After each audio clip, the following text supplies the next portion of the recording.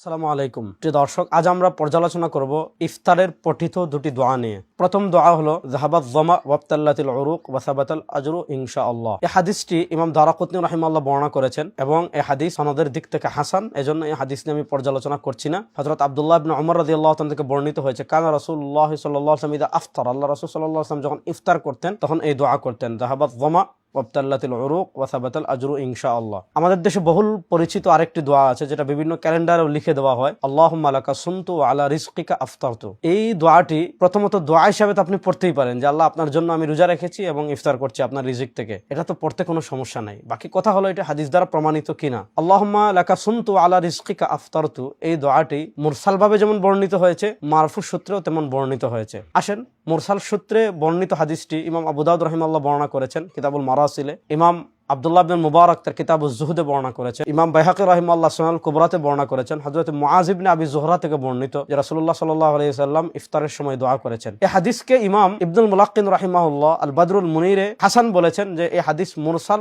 সূত্রেও হাসান। মুরসাল নিয়ে একাডেমিক আলোচনা করব না, যদি ইরসালকারী সিকা হন তাহলে আহকামের ক্ষেত্রেও মুরসাল হাদিস গ্রহণযোগ্য, দোয়ার ক্ষেত্রে তো প্রশ্নই আসে না, গ্রহণ হওয়ার ক্ষেত্রে অবশ্যই গ্রহণযোগ্য। বাকি কেউ কেউ এই হাদিসকে যায়িফ বলতে চেয়েছেন, যেমন নাসিরউদ্দিন আলবানী রাহিমাহুল্লাহ আল ইরওয়াউল গলিল আমার কাছে রয়েছে, আল ইরওয়াউল গলিল ফি তাখরিজ হাদিস মানারিস সাবিল। আলবানী রাহিমাহুল্লাহ সহিহ ইবনে খুজাইমার টিকায় প্রথমে হাদিসকে সহিহ বলেছিলেন, তারপর তিনি যদিও এই বর্ণনাকে যায়িফ বলেছেন, তিনি এই হাদিসের ব্যাপারে কি বলেছেন, এই হাদিসের ব্যাপারে বলেছেন যায়িফান লাইয়িনা, এটা অত্যন্ত চলনসই যায়িফ। আলবানী রাহিমাহুল্লাহ যদিও এটাকে যায়িফ বলেছেন যে সকল কারণে, সে কারণগুলো নিয়ে একাডেমিক কথা আছে, সেদিকে আমি যাচ্ছি না, কিন্তু আপনাকে মনে রাখতে হবে এই হাদিসকে আলবানী রাহিমাহুল্লাহ ছাড়াও ইবনুল মুলাক্কিন রাহিমাহুল্লাহ হাদিসকে হাসান বলেছেন। এটা হলো মুরসাল হাদিস নিয়ে পর্যালোচনা। বাকি থাকলো মারফু সূত্রে এই হাদিসটি হযরত আব্দুল্লাহ ইবনে আব্বাস রাদিয়াল্লাহু তাআলা থেকে এবং হযরত আনাস রাদিয়াল্লাহু তাআলা থেকে বর্ণিত হয়েছে, যে দুটি বর্ণনা ইমাম তাবারানী রাহিমাহুল্লাহ আল মুজামুল কবিরে বর্ণনা করেছেন এবং হযরত ইবনে আব্বাসের বর্ণনায় আব্দুল মালিক নামে একজন বর্ণনাকারী রয়েছেন, যার কারণে ইমাম হাইসামী রাহিমাহুল্লাহ মাজমুআজ যাওয়াইদে বলেছেন রাওয়াহু তাবারানী ফিল কবির ওয়া ফিহি আব্দুল মালিক ইবনে হারুন ওয়া যায়িফুন। এমনই ভাবে হযরত আনাস রাদিয়াল্লাহু তাআলা হাদিসও